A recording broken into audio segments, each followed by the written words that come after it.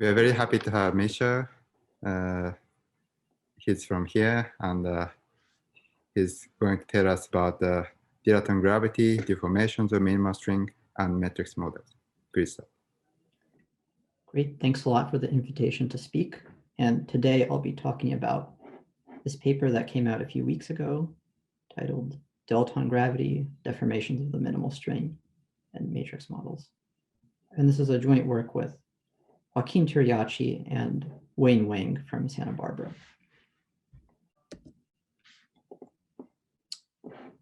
The focus of my talk is going to be on simple two-dimensional dilaton-gravity theories. And in particular, we're going to focus on deformations of Jakiv-Teilboim, or JT gravity. So one reason or some motivation for why these theories are interesting is that recently there have been new insights into quantum gravity that we've obtained by studying these very simple models. To give some examples, we have a better understanding of non-perturbative effects and the role of wormholes in the gravitational path integral. There's a calculation of the page curve, and there's a new twist on these simple gravitational theories where we interpret them as ensemble averages. And I'd just like to elaborate on this last point a little bit more. The new interpretation is that we shouldn't think of, for example, JT gravity as a quantum system. We should think of it as being holographically dual to an ensemble average of many different quantum mechanical systems. And this is a new viewpoint on these theories. So looking at these simplified models, we've learned a lot. And it's interesting to wonder what else we can get out of these two-dimensional models. And the natural place to start would be to consider deformations of theories that we already have good control over. And so we're naturally led to maybe consider deformations of JT gravity. For example, we might be interested in saying something about cosmology. So we could consider a situation where we embed a patch of two-dimensional de Sitter in ADS2, which was considered in this paper. Or we could consider studying phase transitions in lower dimensions, which was considered in this paper, or seeing how generic this ensemble average story is for general theories of gravity. And today, I'm going to focus on a particularly simple modification of the theory. I'm going to consider a modification of JT gravity where we add conical defects. And this modification has already appeared in a number of interesting contexts. It's appeared in the study of pure two-dimensional de Sitter gravity in this paper. And I'd like to highlight one connection pointed out by Maxfield and Turiachi, where they found that these conical defects, these two-dimensional conical defects, play an interesting role in pure ADS3 gravity. Just to briefly go over this, pure ADS3 gravity is a bit confusing. It has some issues, one of which is that naively, its density of state is negative. And that's if you just include on-shell geometries in the gravitational path integral. But what was pointed out in this paper is that if you include certain off-shell geometries, then after you dimensionally reduce them, you get JT gravity and conical defects in 2 dimensions. So what they reasoned is that if you sum over these off-shell geometries, you can do the calculation and you find that you get a positive density of states, which is an interesting conclusion. So this particular deformation that I'm going to talk about today has already found some interesting applications, and we're going to take a closer look to see what else we can learn from it. Misha? Yes. Can you just remind us this story about ADS3 and the dimensional reduction of these off-shell geometries? Was the point of the dimensional reduction to JT that it wasn't possible to compute in ADS3 directly, so you had to do the dimensional reduction?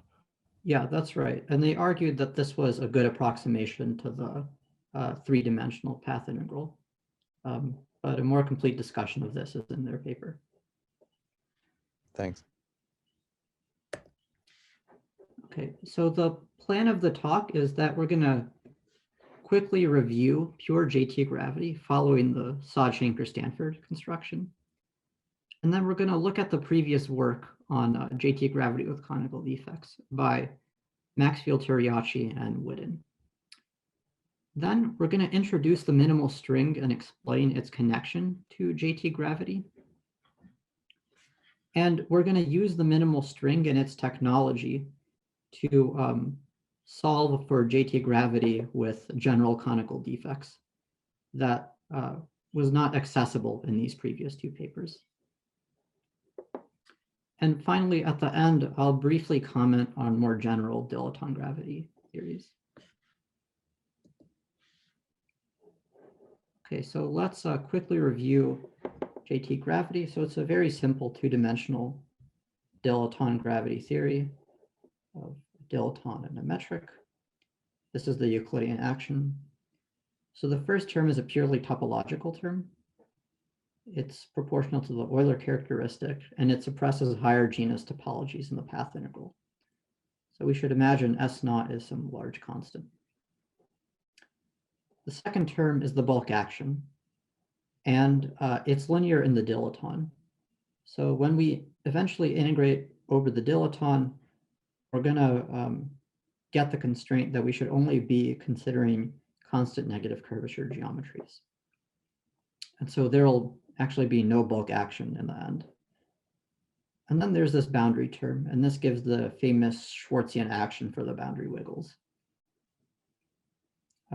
So we need to specify boundary conditions that we'll be considering. And we're going to work with the standard boundary conditions where you have some number of circular boundaries of fixed lengths, beta over epsilon. And we're going to fix the dilaton on the boundary as well to be phi b over epsilon. Now, throughout the talk, I'm going to set phi b to 1/2 just to simplify everything. And of course, epsilon is eventually taken to 0. Now, the rules of the gravitational path integral are that we specify our boundary conditions, and then we sum over all geometries that satisfy those boundary conditions. So here I just have one asymptotic boundary. It's a circle of some fixed length, and we sum over all manifolds that satisfy these boundary conditions. And we'll get to this a bit later, but Usatyuk and Stanford showed that this theory defined in this way is dual to a matrix integral. So the simplest geometry we can consider is the disk. So here it is. And what you have to do is you have to integrate over all boundary wiggles on the disk. And when you do that, you get this answer for the disk partition function. And from this answer, you can extract the disk density of states. It's the sinh of square root E. And we'll run into this a couple of times. Now, once you have the disk density of states, you've completely determined all higher order amplitudes of your theory. And this is because the theory is dual to a matrix integral. So knowing this disk density of states is equivalent to knowing everything about your theory. Okay, but more generally, what we want to do is we want to sum over all geometries with n asymptotic boundaries. And we denote that by this. So this is the gravitational path integral where you have n boundaries of lengths beta 1 to beta n. And the subscript c means that we're only considering connected geometries in the bulk. Now, this can naturally be organized into a topological expansion. If you remember, the first term in the JT action was just a topological term, so we've just pulled it out here. And now this amplitude is a sum over all possible genus. And this ZGN quantity is the sum over all manifolds with n boundaries with G handles in the interior. Now, the way you actually evaluate this is that you first integrate out the dilaton along a complex contour. And what happens is that you get this delta function constraint. And what's left is this boundary term. So all that you're left with after doing all of this is an integral over boundary wiggles and internal moduli. So this quantity ZGN isn't very useful if we can't compute it. And it turns out that there's a nice way that we can decompose this quantity into simpler parts. So every geometry with some number of boundaries, with some number of handles in the interior, can be split like this. It can be split into some number of trumpets, glued to an internal geometry along some geodesic boundary, where all of the handles are kept in the interior of the geometry. So you can do the path integral on these two parts separately and then glue them back together at the end. So if you do the trumpet integral, you just get this quantity. And when you do the integral over the internal geometry, you just count the volume of the moduli. So you get the Weil-Petersen volume, VGN.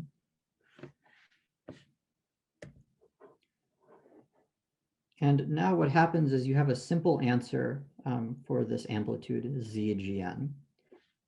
What you do is you glue the trumpets to the internal geometry, and then you integrate over all possible geodesic lengths, BI, that you can have.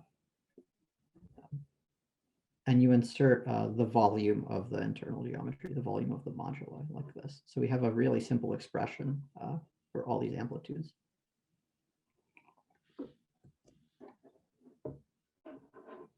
Now, it turns out that JT gravity is dual to a double-scaled matrix integral. And what that means is that you have an equality between two quantities. On the left-hand side, you have a gravitational amplitude, where you do a gravitational path integral with boundary conditions, as I explained earlier. And on the right-hand side, you have an integral over random matrices. So this matrix H is a Hermitian L by L matrix. It's weighted by this exponential term, minus L trace of V, where V is the potential of the matrix. And then for each asymptotic boundary, you include a term that's a trace e to the minus beta h. So this, in effect, inserts a boundary. You can think of it that way.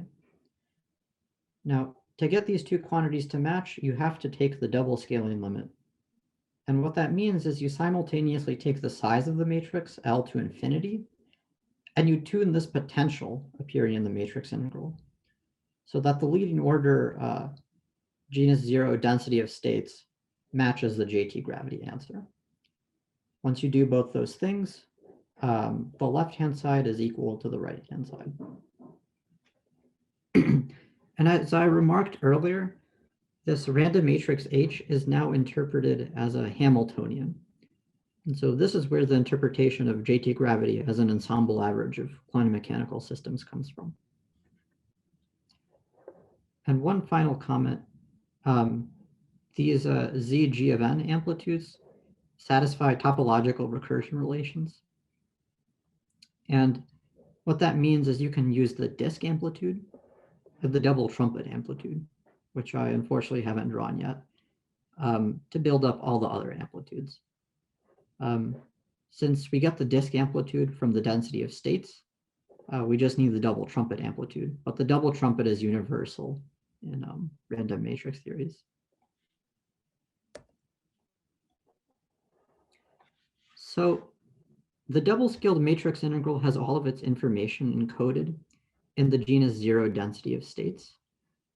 And it's useful to look at it from a slightly different perspective, which is the string equation.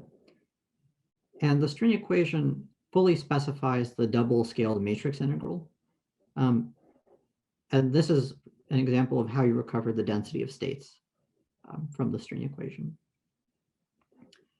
And the edge of the edge of the energy eigenvalue distribution is given by the largest root of the string equation. For example, the JT gravity string equation is given by this quantity, it's given by this Bessel function. So you can check if you plug this into the above formula, you'll get this cinch of square root E potential, or density of states, sorry. Now, the reason that we're introducing this is that it makes it possible to write certain formulas in closed form expressions. So this will be useful for that. Okay, so now we're ready to introduce JT gravity with conical defects. So what we're going to do is we're going to include dynamical conical defects in the bulk, and they're going to be controlled by two parameters. They're going to be controlled by lambda, a coupling, and by a deficit angle that we're going to parameterize by alpha. What this effectively means is that we're going to have a double expansion. As you go to the right, you have an expansion in genus, and as you go down, you have an expansion in the number of defects. Each defect is going to be weighted by lambda. So when you have two defects on the geometry, you have an additional lambda squared contribution. Now, when alpha is close to 0, the deficit angle is almost 2 pi. So you have to go around an infinitesimal angle to get back to where you started at. So when alpha is close to 0, you're close to a cusp. And when alpha is close to 1, the deficit angle is almost 0. So effectively, the defect vanishes. And you get everything in between as you tune alpha. Now, this deformation of the theory was solved for alpha less than 1/2 by Maxfield, Teriachi, and Whitten earlier this year. And what I mean by solved is that they found the genus 0 density of states, and they showed that the theory was dual to a matrix integral. And we're going to quickly go over their construction. And we're just going to focus on one species of defect to make everything easier. So the way you actually introduce conical defects in JT gravity is you can think of it as perturbing the JT action like this. So you would add this term to the action where the coupling is out front, and the actual deformation is exponential in the dilaton. Well, the way we're going to define the path integral is we're going to define it as a perturbative series in lambda. So we're going to expand this deformation in the path integral to get this sum. So now we have the regular JT gravity path integral with these insertions. And the xi are different for every k. You have k factors of this in here. Now, to see why this gives you conical defects in the bulk, we can just look at the order lambda term in this expression. And we can do the same procedure we did earlier, which is we can integrate out the dilaton to see what constraint we get. So when we integrate out the dilaton, we get the usual r+2 term that we had before. But now we get this additional contribution, this minus 4 pi 1 minus alpha times a delta function. And where this term comes from is from up here. So the perturbation is exponential in the dilaton. So we can think of this exponential as actually entering the JT gravity action. When integrating over the dilaton, we get this full contribution. And of course, we have an integral left over this d2xi. And so we're still integrating over the position of the defect. So in the end, what we have is we have an integral over all geometries that have constant negative curvature, except at one point where they have a conical point. And so it's pretty straightforward to see that the term proportional to lambda k is a sum over bulk geometries with K bulk conical defects, all of the same deficit angle. Now, as mentioned earlier, now when we compute the path integral with some number of boundaries of specified lengths, we have a double expansion in genus and in the number of defects. So the genus expansion is the same, but now we have to sum over K as well. And now this Z, G, and K quantity corresponds to geometries of some genus with K defects in the interior. And of course, they're weighted by lambda K. And the K factorial is comes from the fact that the defects are indistinguishable, so you don't want to double count them. Now, Misha, I have one question. Yes. Are you going to ultimately to consider integration over all conical geodesic angles, alpha? Oh no, that's fixed. Yeah. Oh, it's fixed. Yeah. Alpha and lambda are fixed at the beginning. Is it the fixed alpha comes from a dimension reduction or something?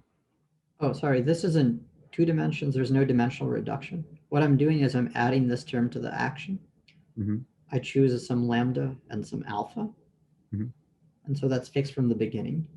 And then as I do my expansion, I get an expansion in the number of defects in the interior. Oh, just I thought that if you do some dimensional reduction to get some conical defect, you could get, in principle, arbitrary deficit angles. That's Oh, you're talking about the ADS3 case? Maybe, yeah. Oh, yeah, that's no, that's a completely separate paper. Here I'm working in 2 dimensions, and I'm including conical defects in the bulk that have a fixed lambda and a fixed deficit angle. Right. And if you consider the dimension reduction and so on, in principle they could appear, right? Is that true? Yeah. So if you consider the dimensional reduction from 3D gravity, you would have conical defects of many different angles. So I was imagining that it's like the integration of conical defects and so on. Oh, I see. Yeah, here I'm not doing any dimensional reduction or anything like that. Right, yeah. Can I still ask whether, so in ADS3, if I have a theory in which there are also particles of some mass m, then that mass controls the conical deficit angle in the geometry, in the spatial geometry, I guess, along the world lines of these particles. Is that at all connected to these? Can I think of this alpha as being inherited from that? Is a completely different thing? That's a different point of view. Here we don't have matter. We just have the metric and the dilaton. So if you did like add matter, say in ADS2, I guess the particles would be conical defects, but that's separate from this.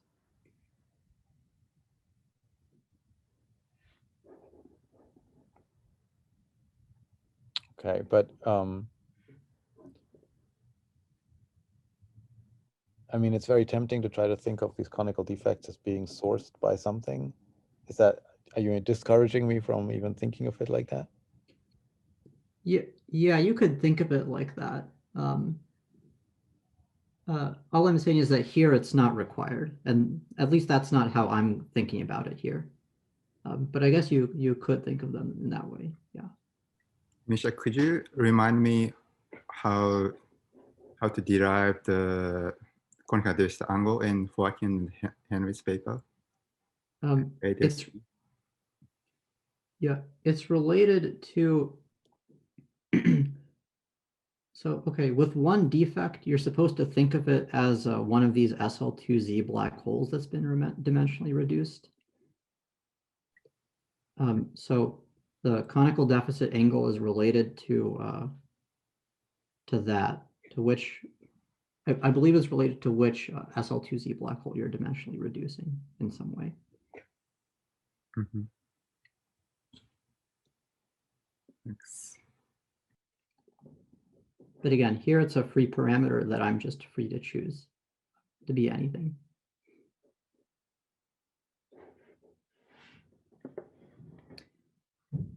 Okay, so our gravitational path integral has simplified into this double sum. And when alpha is less than 1/2, these can be evaluated in the same way that Saj Shankar and Stanford evaluated the pure JT gravity amplitudes. So the special thing when alpha is less than 1/2 is that there's always a splitting geodesic like this.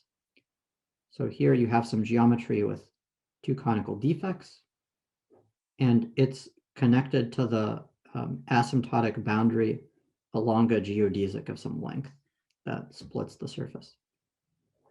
However, when alpha is greater than 1/2, you no longer have such a geodesic, so you can't do this cutting. So the procedure fails and you have to be more ingenuitive about what you do. One way to see that the geodesic doesn't exist is you can consider the Gauss-Bonnet theorem and run through this example and you'll come to a contradiction, but I won't go over that today. So is the claim just that you don't know how to compute the partition function, or that the theory doesn't exist for alpha? Well, let's see, it certainly exists for alpha equals 1, right? Yeah, so the claim is just that you can, formally write this expansion, but you don't know how to compute these quantities. So you don't know how to compute the partition function. Okay. If alpha is less than 1/2 for that, like two defect thing, are there some moduli, or is it entirely determined by the size of the geodesic? Let me remember. With two defects, I believe there's no moduli. Yeah. Okay. But with say 3 or more, then you'd start to have some moduli. Yeah, I believe 3 is yeah, when you have 3 defects, I believe you get moduli. Okay. Cool. Okay. So when alpha is less than 1/2, the Saj-Shankar-Stanford construction goes through, and you basically get all of their formulas, but you replace these volumes over moduli space by the corresponding volumes with some number of defects, like so. So you again integrate over trumpets with these volumes. And here I have alpha 1 to alpha k. There's nothing wrong with considering defects of different deficit angles, but we're just going to consider the case where they're all equal. Now we have one other thing going for us, and that's that for alpha less than 1/2, this volume has a simple, well, we can obtain this volume by a simple analytic continuation. So on the left-hand side, we have the volume with defects, and on the right-hand side, you have the volume without defects. And what you just do is you set some of the geodesic boundary lengths to be imaginary in this way, 2 pi I alpha. And that gives you the volume of moduli space with defects from the volumes without defects. And here I've just drawn a geometry where you have 2 defects in the interior with 1 handle. This is given by this volume.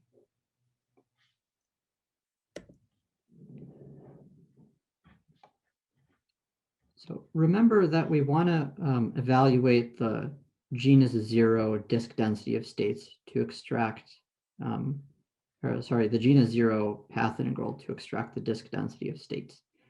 So we can write it in this form where now we sum over all disk geometries with any number of defect insertions.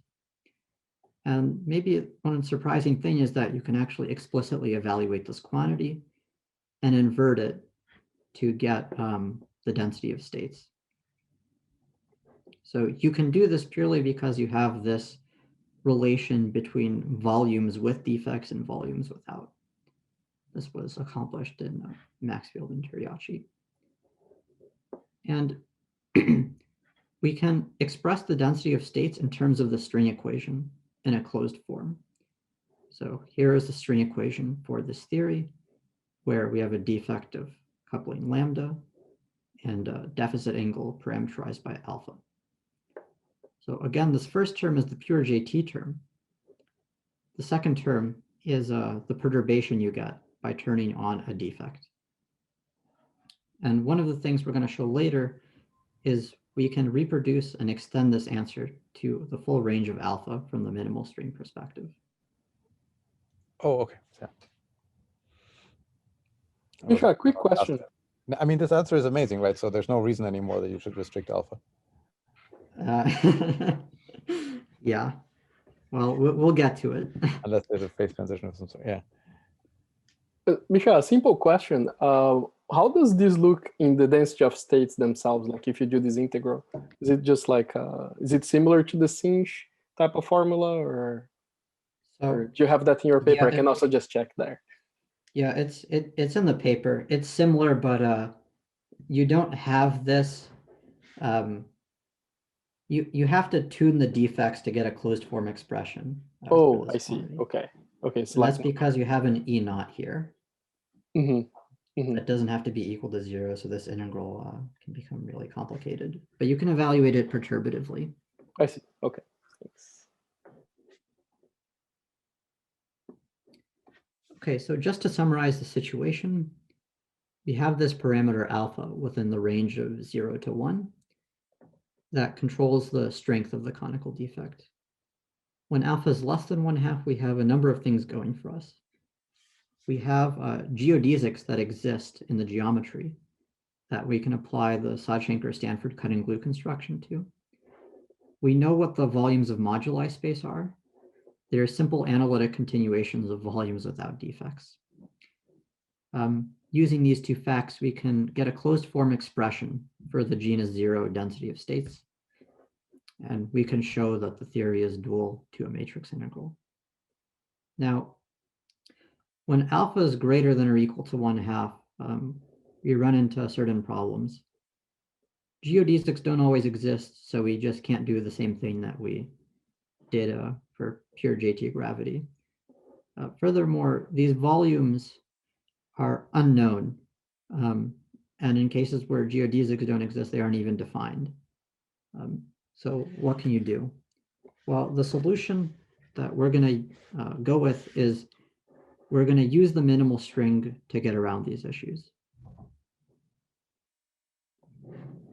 Misha? Yes. Can you just go 2 slides back and show the expression again for the, sorry, that one. So your final answer was a very simple expression in terms of alpha, where clearly nothing went wrong at alpha equals 1/2. Can you work back from that? So at which point does it stop?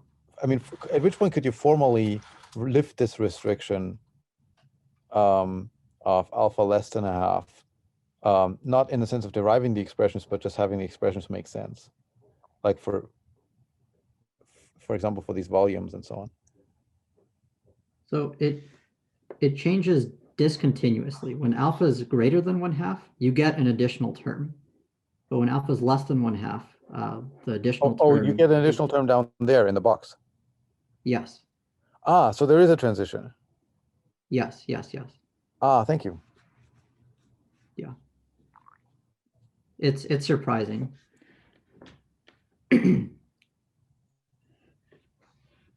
So we're going to use the 2, p minimal string. And the ingredients of the minimal string are the Liouville CFT, the 2p minimal model CFT, and of course, ghosts.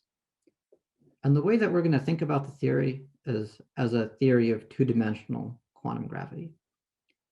And it's strongly believed to be the case that the 2p minimal string is dual to a single Hermitian matrix integral, similar to JT gravity. Now, it was pointed out in Sod-Shanker and Stanford that a particular p goes to infinity limit of the minimal string seems to give you back JT gravity. And this connection was explored in some later papers that unfortunately I don't have references for here. Now, the claim that I'm going to make is that certain deformations of the minimal string action in this p goes to infinity limit correspond to conical defect deformations of JT gravity. And so from the minimal string perspective, there's no issue between alpha less than 1/2 and alpha greater than 1/2. And so we can solve the theory on the minimal string side, take the limit and see what we get. And we're going to find an interesting phase transition at alpha equals to 1/2 and also at some later points as well. Just to quickly go over some of the ingredients of the minimal string, we're going to interpret the Liouville field phi as this conformal factor of the metric, where b is this quantity. Here is its action. This won't be too crucial for what I talk about, but it's good to just write it out. And then you have the 2p minimal model. And the minimal model has some number of primary operators labeled by an integer n. And n starts at 1 and it goes to m minus 1, where p is equal to 2m minus 1. There's a lot of integers running around, but unfortunately that's the case of the minimal string. You can't do anything about that. Now, we're interested in gravitationally dressed operators. These are the operators. What you do is you combine the minimal model primary operators with an appropriate Liouville dressing. So this number an is this quantity. And again, n takes integer values.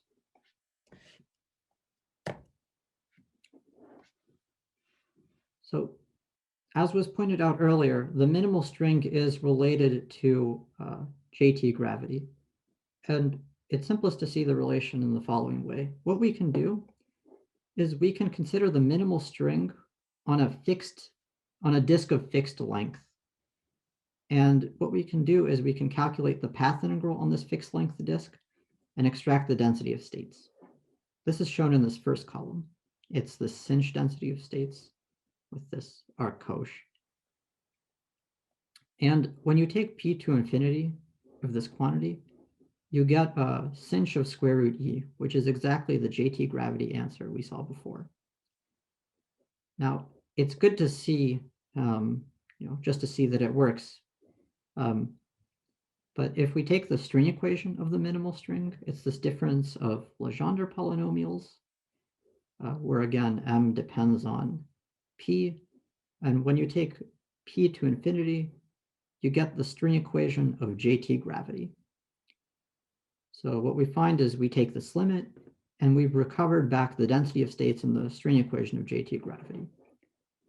So because a matrix integral is defined by its density of states, we know that these theories at p equals infinity match to all orders in the genus expansion.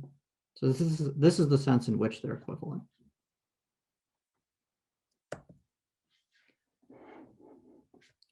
We also need the operators that end up corresponding to conical defects, these TNs.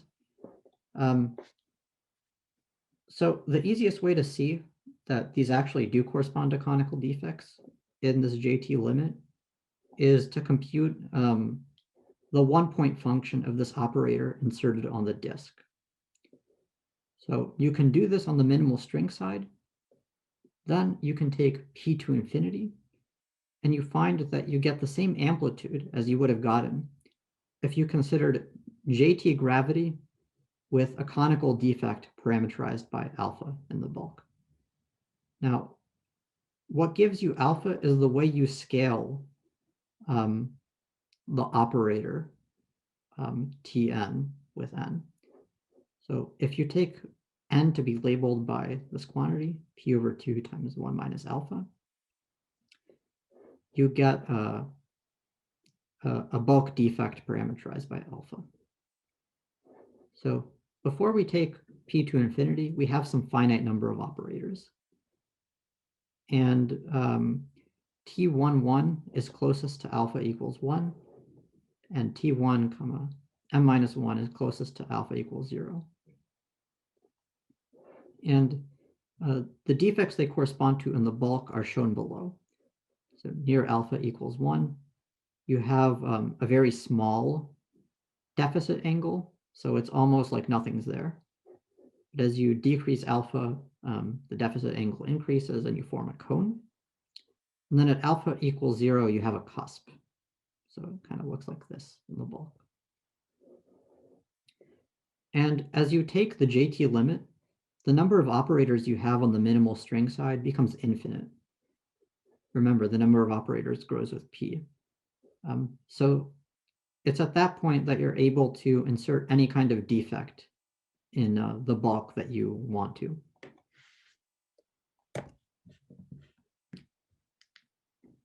There's another more direct argument that relate the minimal string in JT gravity. So one issue with a simple relation between the theories is that the minimal model doesn't have an action. But what you can do is you can replace it by a time-like Liouville field, chi, which does have an action, and you can apply this simple field redefinition. This is an argument by Seiberg and Stanford. What you see after the field redefinition is that the minimal string action becomes this. So you have this dilaton multiplying the R plus this interesting cinch potential. Now, in this field redefinition, we've taken rho, this new field that we've introduced, to be the sort of conformal factor of a new metric.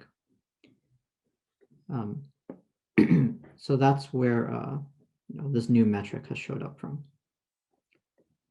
Now, if we take p to infinity with this constant fixed, we immediately get JT gravity.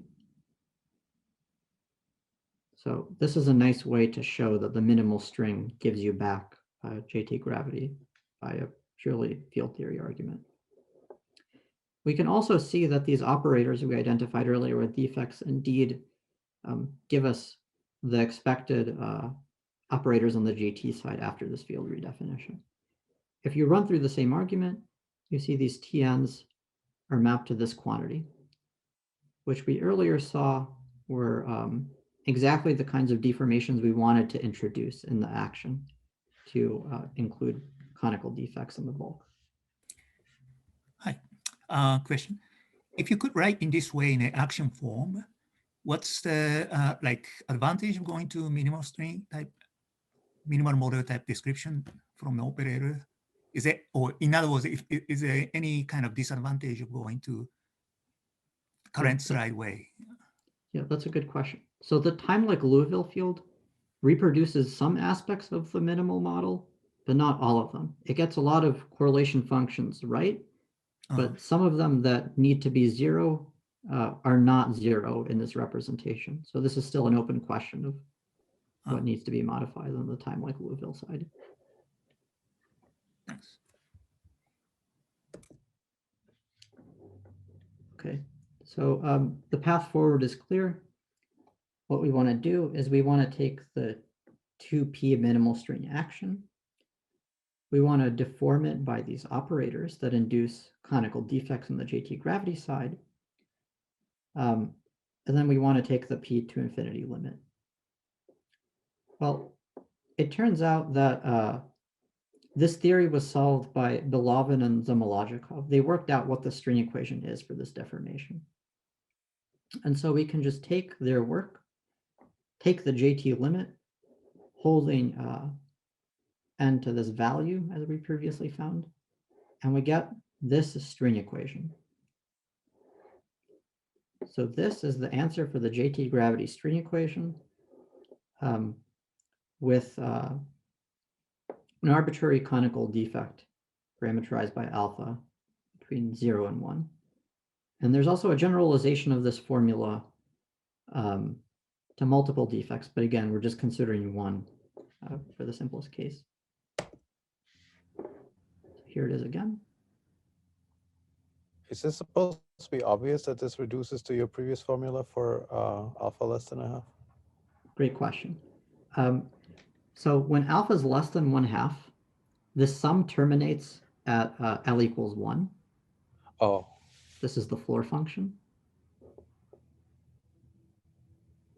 And so if you just looked at this, you would see that, well, when L is equal to 1, you have this Bessel function I0 of 2 pi alpha. So you have to look at it. yeah, okay, but that, yeah, I can see how it might go. So this exactly reproduces the string equation we previously found, which is a good sign. Another non-trivial check is that as alpha goes to 1, the defect vanishes. Its deficit angle goes to 0. So we're not really modifying the theory, and we expect to recover pure JT gravity. Well, when alpha goes to 1 here, the sum goes from L equals 1 to infinity. And it's non-trivial to check that this complicated sum of Bessel functions ends up resumming into this first term. All that happens is you get a shift in u. So u goes to, u minus some constant. So you just get this first term again as your string equation, which is a nice check that this is really capturing JT gravity with defects. Now there's an interesting geometric interpretation of this formula. So when alpha is greater than 1/2, conical defects in the bulk can merge to make a new defect of a different deficit angle. In fact, L of them can merge into one of this angle. And this is exactly a quantity that appears in this sum in these two places. And this works as long as L is smaller than this bound, which is exactly the bound that we get here. This is an interesting interpretation of this formula. But the conclusion of all of this is that JT gravity deformed by general conical defects is a matrix integral. Its string equation is given by this quantity. And so in principle, we know everything about the theory. Can I ask if, with that geometric interpretation and with a hindsight of the result that you now have, could this older work by Maxfield and Toriachi and by Witten be sort of redone and done in a way where you make use of these merge defects to get the sharp angles that you need? I'm not sure. Well, one of the confusing things is that if you consider some number of defects in the bulk, defects colliding is like a measure 0 set of all possible configurations you can have. So this is a suggestive formula, but I don't have anything more concrete to say about what it might mean.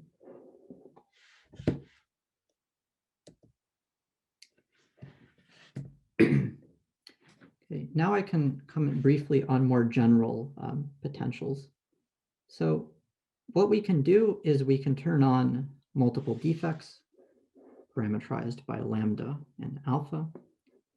This prefactor comes from the limit of the coefficient of some term in the minimal string. It's a confusing prefactor. But you can take this theory and you can rewrite its density of states in a compact form. So if you have some defects controlled by a lambda and alpha, we can define this W function down here. And using some Laplace transforms and other properties, you can rewrite the density of states as a contour integral of this inverse arctange of this complicated expression. And now one thing we're interested in doing is we're interested in tuning defect parameters to maybe create a more interesting potential in the interior. So as a reminder, the dilaton blows up near the asymptotic boundary, but in the bulk, it might take some reasonable values. So what you can do is you can introduce some number of defects. Here we have 3, where now instead of 2 pi 1 minus alpha, we've introduced this parameter theta. And we might imagine tuning couplings so that theta times phi is small in the interior. So it's a good approximation to expand this potential and tune the coefficients so that we construct a polynomial potential, maybe something like this, where the higher order terms are suppressed in powers of theta. So this would be a way to construct a situation like this, where in the interior, you have some kind of polynomial deformation, but near the boundary, you have ADS2 asymptotics. So you've sort of embedded something in the bulk, but near the boundary, you return to JT gravity. And it turns out that Kataev and Suh actually considered a similar problem. They considered a phi squared perturbation, and they calculated a semi-classical density of states. And using our formulas, we can reproduce their semi-classical calculation purely by tuning defects. So this is a hint that we're able to engineer more general situations in the interior that are a bit different from maybe what you would expect from conical defects. So this last slide is maybe more of a question than an answer. We found this closed form expression for the density of states in terms of this function W. And a good question to ask is, does this make sense for more general potentials that aren't exponential, perturbations? And maybe one hint of something in this direction is that this quantity y squared minus 2w that appears here is approximately the pre-potential near alpha equals 1. So this y squared term is approximately the linear dilaton term you have before perturbations. And this minus 2w is what you get by turning on some perturbations. So this is an open question of whether this can be made sense of for maybe something that doesn't have ADS2 asymptotics, or maybe ADS2 asymptotics, but the perturbation is not some kind of defect perturbation. Okay, so to conclude, we pointed out a connection between deformations of the 2p minimal string and JT gravity with a gas of conical defects.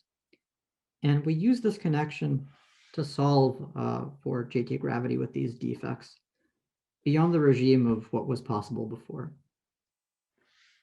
And using this answer, we can propose an exact disk density of states for situations where you have some interesting perturbation in the interior, but you have ADS2 asymptotics near the boundary. There are some open questions, though. Is it possible to evaluate the gravitational path integral when you have defects that have deficit angles parameterized by alpha greater than or equal to 1/2? We weren't able to do it because you can't cut and glue surfaces, but it would be good if there was a way to evaluate this. Another question is that these Weil-Petersen volumes are not well understood for alpha greater than or equal to 1/2. And can we learn anything about them from our approach? Because in our approach, we're secretly, summing over these kinds of conical defects, but we're kind of doing it in a way that's not transparent. We're getting around the gravity answer, sort of. Another question is that that was pointed out in these earlier papers is that by tuning these conical defects in particular ways, you can make the density of states negative, and it would be good to figure out what the resolution of this is. It doesn't sound like this should be a thing that you should be allowed to do.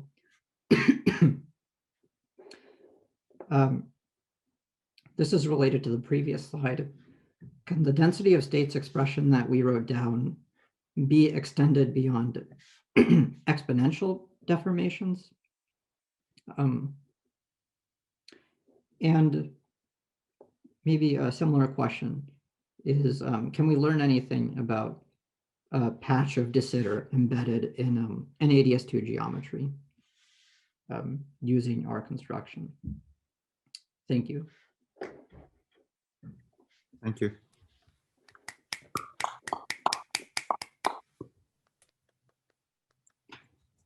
Questions?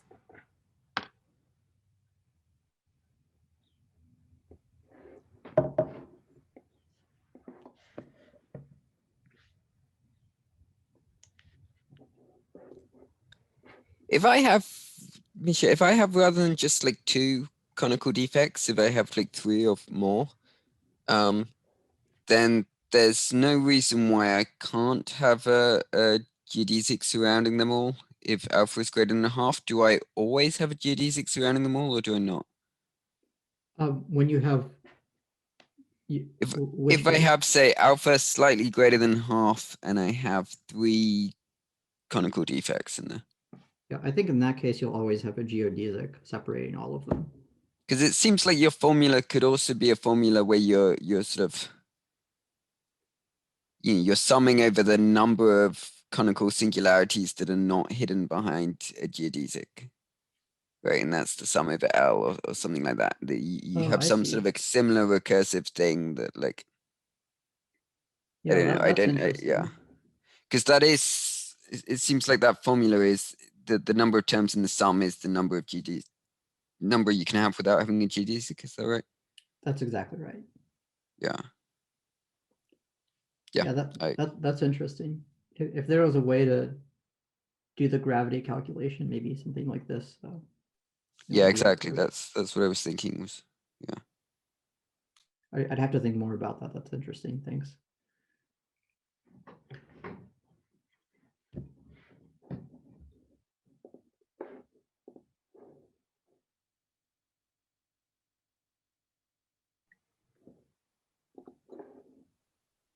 Misha, also just to clarify, so you mentioned, of course, there's the one that you guys studied, that's the exponential deformations, the dilatons. Then you give this example, I think a few slides before, that you have sort of like a polynomial phi, yes, right there, like a phi squared. So can you do any sort of like polynomial, or is it like restricted to something? Because you also seem to, it's important that the asymptotics is not destroyed, right? Yeah, that's right. So I believe you can do any polynomial that you want. You would just have to introduce a bunch of defects, because effectively what you're doing is you're Taylor expanding. By tuning parameters, you're canceling lower order terms. I see. But in principle, then you seem to be, you can produce a lot of very different potentials, right? So yeah, that's right. Because you mentioned that like you would like to know more general potential. So what do you mean by that? Like what sort of things is not? Yeah. So here you always regain ADS2 asymptotics. I see. But maybe going beyond that. Oh, I see. So you mean literally just that you also understand what sort of boundary conditions you can give there that makes sense. I see. Or maybe even things beyond these kinds of exponential deformations. Sort of like change the building blocks as well. Yeah, exactly. I see. Okay. And also you mentioned this other work by, I think it's Hoffman and Aninos, that they have like this GS2 in the interior. Is it sort of like the same mechanism, or do they have a different type of matter term in the action? Or is it sort of like the same thing? Is the important thing that you just need to like flip off the sign, right, of the cosmological constant? Yeah, what you need to do is you need to generate a potential so that in the interior it looks like DS2, but in the asymptotics you have you go back to this ADS2. So and it's just this would be a different way to do it. And it's just the funny thing about JT, that generally matter that you write, you change the dilaton, but you don't change the R unless you do this type of thing. Yeah, So exactly. that's what it comes from. Okay.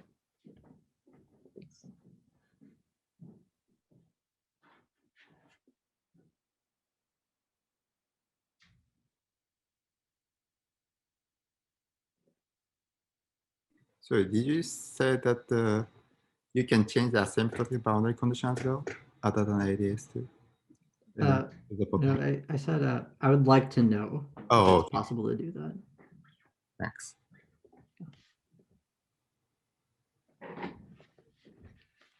Any more questions?